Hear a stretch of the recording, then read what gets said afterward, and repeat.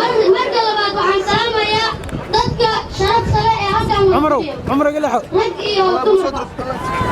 هو دعوة تجلس بالكلام شرفت أحمد محمد إسلام عمره صح ما عمل بحر عمر كذا waxaan salaamayaa